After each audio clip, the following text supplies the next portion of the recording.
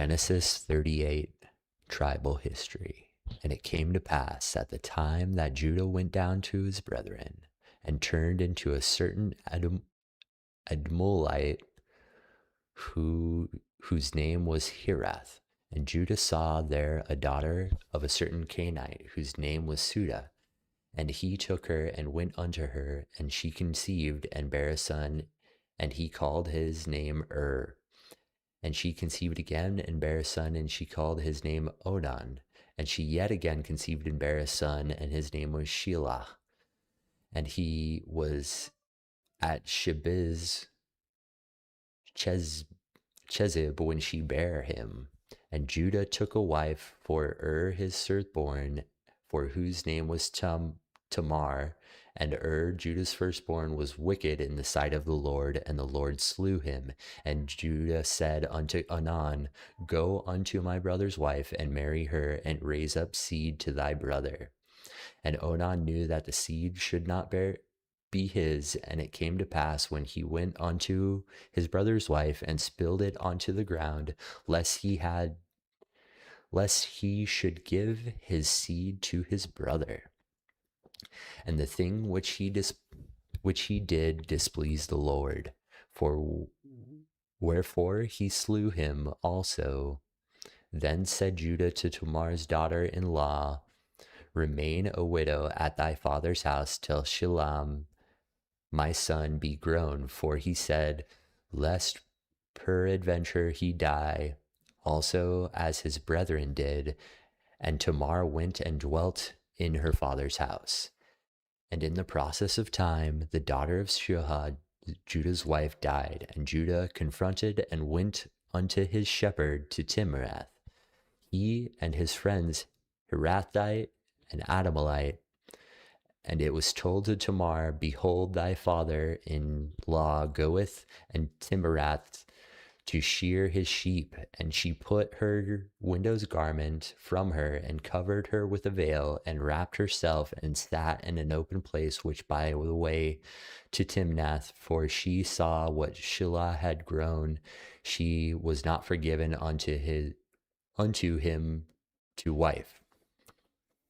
When Judah saw her, he thought to her to be a harlot, because she had covered her face, and to turn unto her by the way, and said, Go to, I pray thee, let me come in unto thee. For he knew not that she was his daughter-in-law. And she said, What wilt thou give me, that thou mayest come unto me? And he said, I will send thee a kid from the flock. And she said, Wilt thou give me a pledge till thou send it? And he said, What pledge shall I give thee? And she said, Thy signet, thy bracelets, thy staff, that is thine hand. And he gave it to her, and he came in unto her, she conceived by him. And she rose and went away, and laid her veil from her, and put on the garments of her widowhood. And Judah sent the kid by the hand of his friend Adamite to receive his pledge from the woman's hand, but he found her not. Then he asked the men of the place, saying, Where is thou harlot that was openly by wayside? And they said, There was no harlot in his place. And he returned to Judah and said, I cannot find her. And also the men of the place said that there was no harlot in this place. And Judah said, Let her take it to her, lest we be shamed. Behold, I send this kid, and thou hast not found her. And it came to pass about 3 months after that it was told to Judah, saying, Tamar, thy daughter-in-law hath played the harlot, and also, behold, she was with the child by whoredom. And Judah said, Bring forth, and let her be burnt. When she was brought forth, she sent to her father-in-law, saying, By the man whose these are, I am with child. And she said, Discern, I pray thee, those who are these, the signet, the bracelets, and the staff. Judah acknowledged them and said, She hath been more righteous than I, because I gave her not Selah my son, and he knew her again no more. And it came to pass that in the time of her travail, that behold, twins were in her womb. And it came to pass when she travailed that one put out his hand, and the midwife took bound upon his hand scarlet thread, saying, This came out first. And it came to pass as he drew back his hand, that behold, his brother came out. She said, Hast thou broken forth? This breach be upon thee. Therefore his name shall be Pharez. And after came out his brother that had the scarlet thread upon his hand, and his name was Zahara.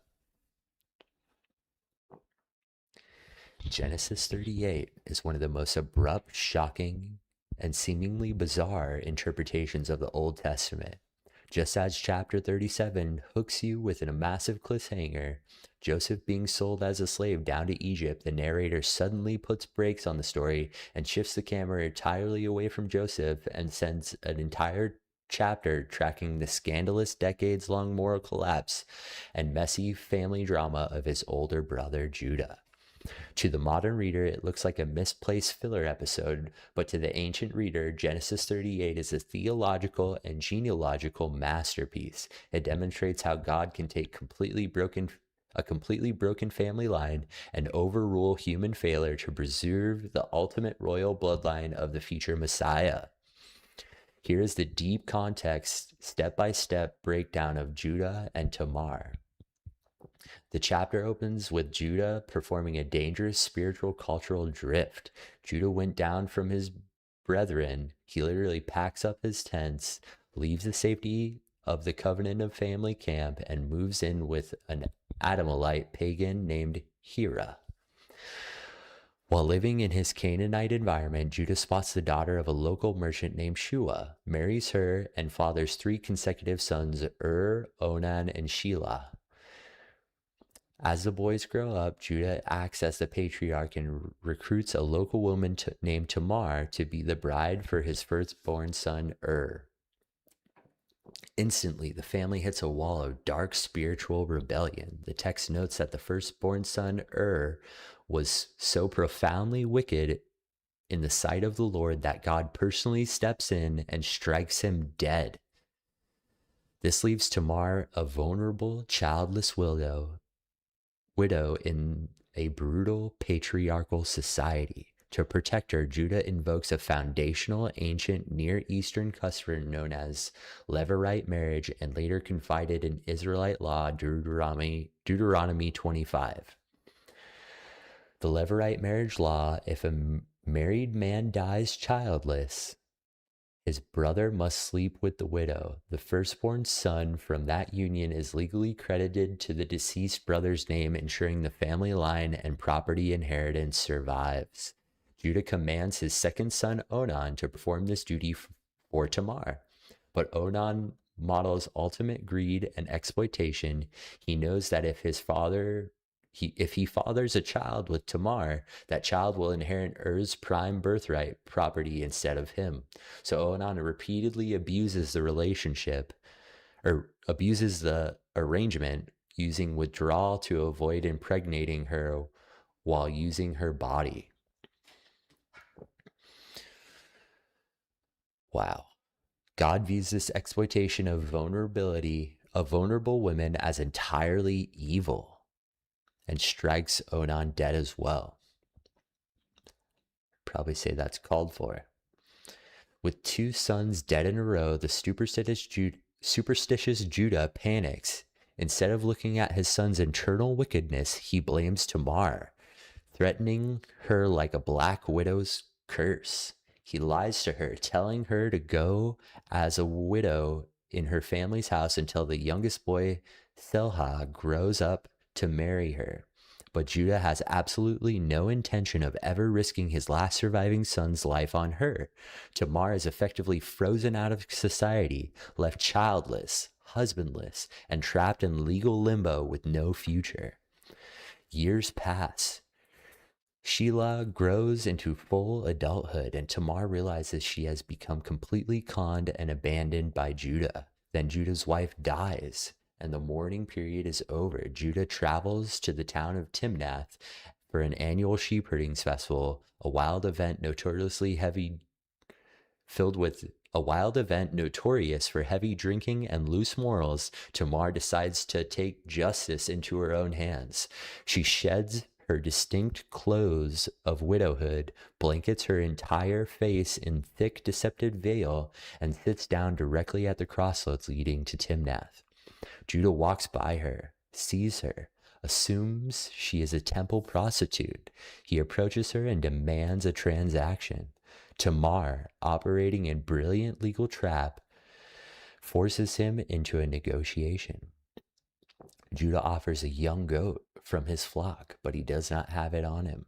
Tamar demands 3 pieces of personal identification as a collateral until the goat arrives: his signet ring, his cord, and his staff.